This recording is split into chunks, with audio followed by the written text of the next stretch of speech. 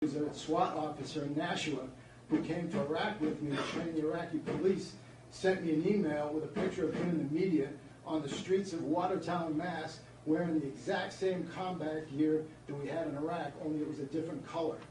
What's happening is Homeland Security is pre-staging gear, equipment, consistent. What they're trying to do is use standardized vehicles, standardized equipment. I saw a picture in the Boston Globe during the marathon bombing where there was a state police officer, actually there were two officers, they both had identical helmets, flak jackets, weapons, everything I wore in Iraq, only it was all blue. The officer on one side had a big patch on his back that said Massachusetts State Police. Another officer next to him, his patch said Boston Police. And so what we're doing here, and let's not kid about it, we're building a domestic army and we're shrinking the military because the government is afraid of its own citizens. The last time more than 10 terrorists were in the same place at one time was September 11th, and all these vehicles in the world wouldn't have prevented it, nor would it have helped anybody. So I don't know where we're going to use this many vehicles and this many troops. Concord is just one little cog in the wheel. We're building an army over here, and I can't believe that people aren't seeing it. Is everybody blind? That's all.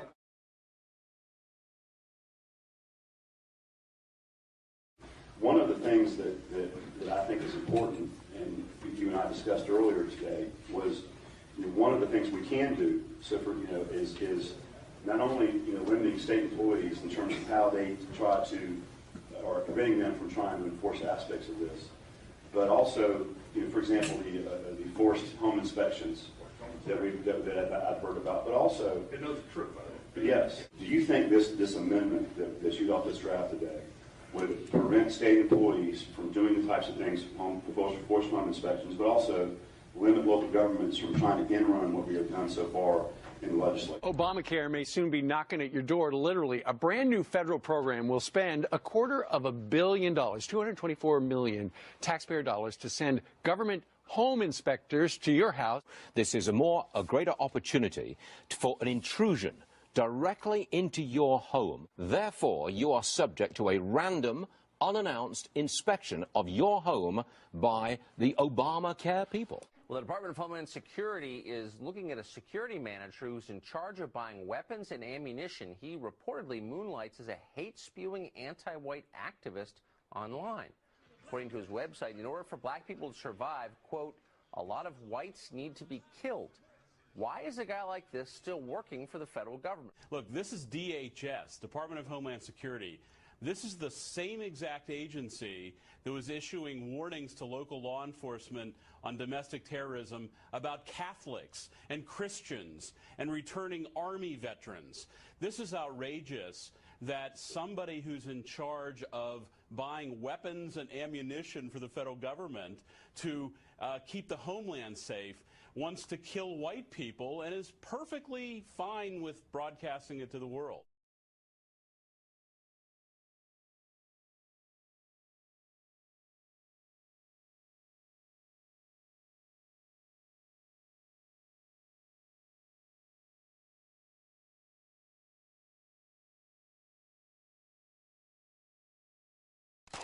Some call it the ultimate firearm that changed the world.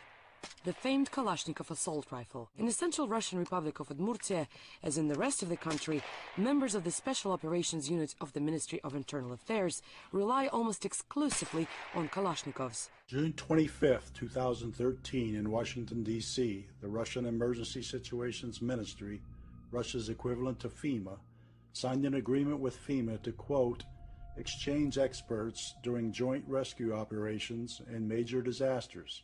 This, according to the Russian Ministry for Civil Defense website. The Civil Defense website, however, goes on to discuss something that appears to be much more sinister. Russian so-called experts will be engaged in, quote, monitoring and forecasting emergency situations, training of rescuers, development of mine rescuing, and provision of security at mass events. This last line, that of providing security at mass events, has many people worried. If Russian experts were brought in during a disaster, we would have Russian so-called security forces. Let's call them what they really are, Russian soldiers, on American soil, confiscating guns from American citizens. Let us also remember that after the Boston Marathon terrorist attack, de facto martial law was declared in the Watertown and surrounding areas. Looking for the unarmed teenager Jakar Sarnaev, hundreds of militarized police conducted illegal house-to-house searches. Citizens were taken into custody without being charged with a crime. If a de facto or declared martial law took place, would these Russian soldiers be alongside their militarized police? Would there come a time when the Russian soldiers were actually the ones in charge during the martial law? What is our own government, the rogue administration of Barack Hussein Obama, doing?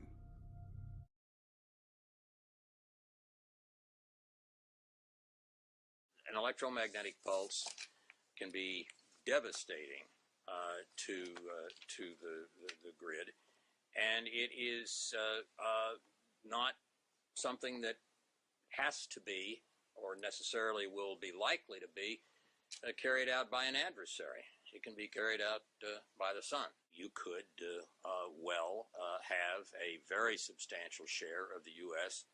Go down from the EMP. Dangers that may come about to the grid and take precautionary steps to deal with them. We are behind on the combative side of EMP. We're behind the Russians.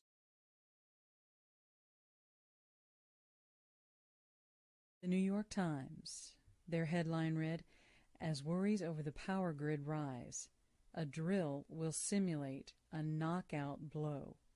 The drill is called Grid X2.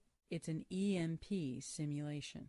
The exercise is an entire North American-wide exercise. Interestingly enough, the final planning phase is October 1.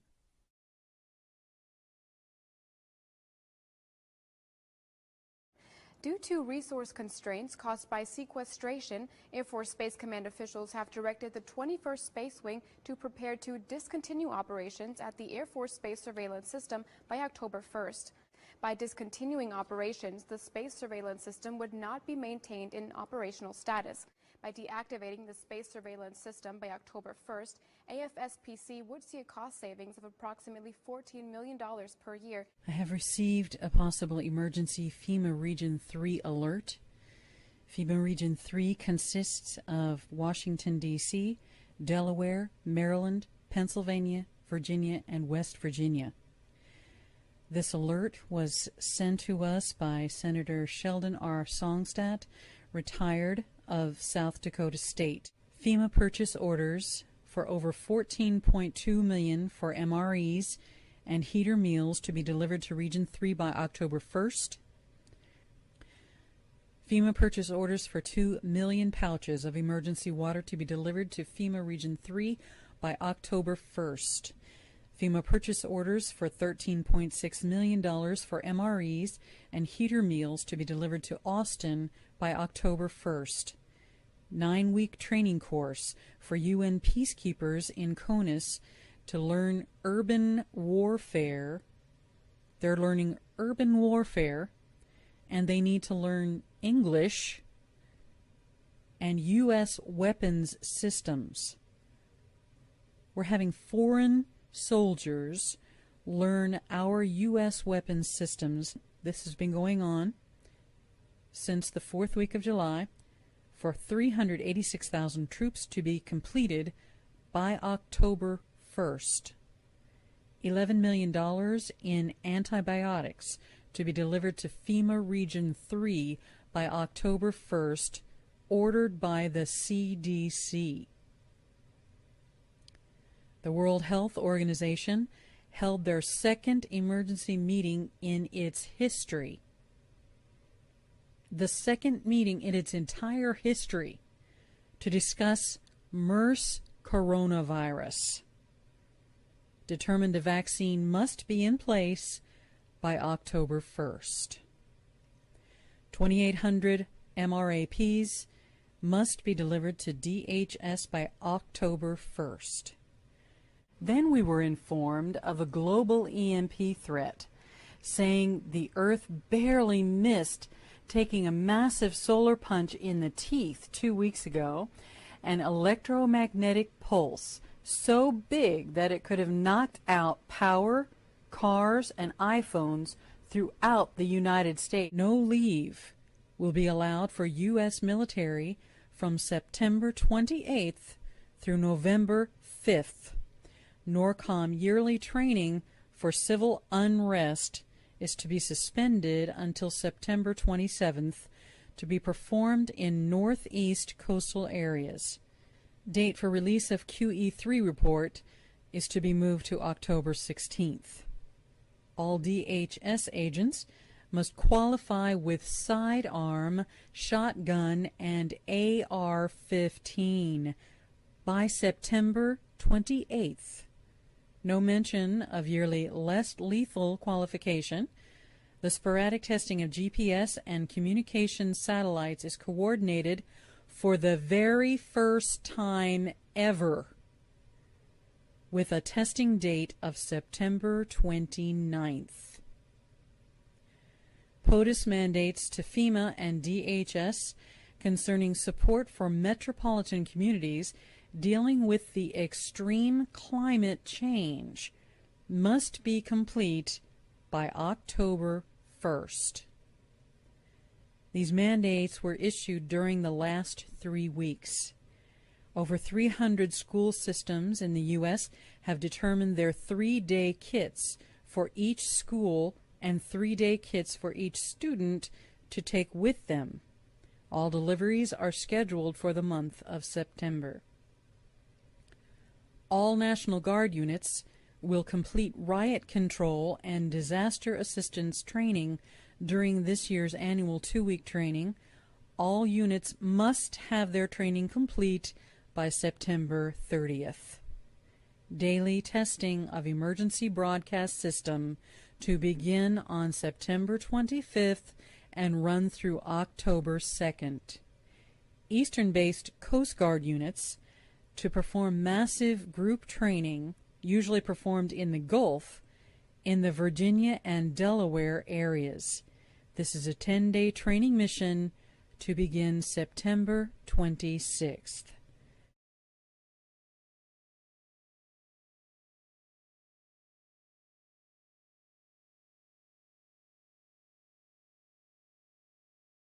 Along the east coast of the U.S., a big mystery. Since June, an unusually high number of dead bottlenose dolphins have washed up on beaches from New Jersey to Virginia. And this month alone, at least 28 dead dolphins have washed ashore. Experts don't know exactly what's causing it yet. This summer, dolphins have washed up from New Jersey down to North Carolina, but Virginia has seen the most, leaving the state's volunteer rescue staff so overwhelmed, they've even asked the public for help.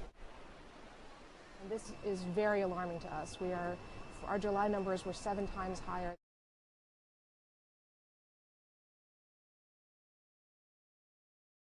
Remind you as the date gets closer so you can stock up on snacks and beverages, but a comet is coming, a big and brilliant comet arriving in November 2013.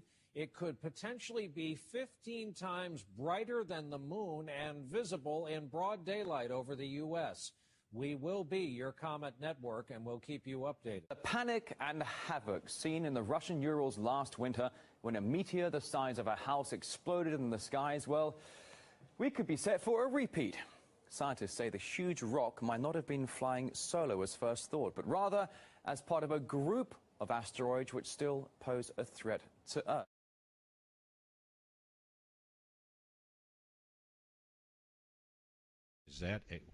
Is that what we're looking at here, guys? Something's just not right. I would say this was some kind of marker or something if it was not for this cloud. Pull it up. Let's look at it close. This is the real image of what's inside that cloud. I don't know what the cover-up is, but there's something going on.